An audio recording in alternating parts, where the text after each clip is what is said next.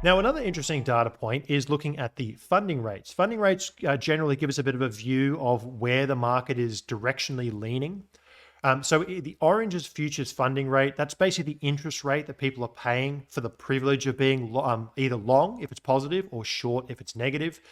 In the blue, we have it for calendar futures, so that 3-month rolling basis, the cash and carry trade. Now, you can see that all through most of 2023, we have had a long bias. The market has been paying a positive funding rate, meaning for the privilege of being long, they're paying a positive interest rate.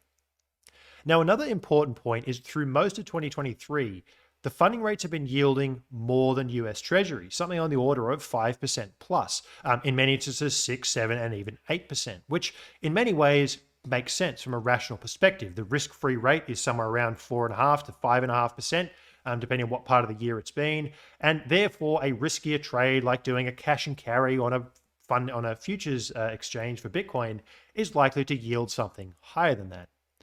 Now, that sell-off we had in August, the long squeeze from 29 to 26, really saw this market cool off. Volumes really dropped. We spoke about this. There was a lot of apathy and exhaustion. The market really did cool off quite significantly.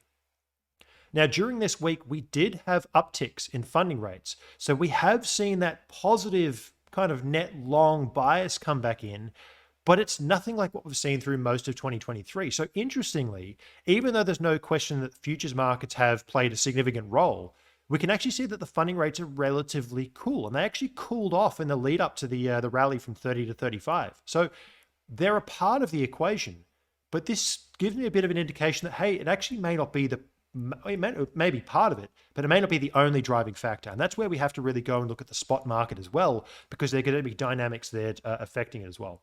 And also funding rates are now at like 2.5%, 3%, which is much less than US Treasury yield. So it again shows that there's been this apathy certainly over recent months at the very least.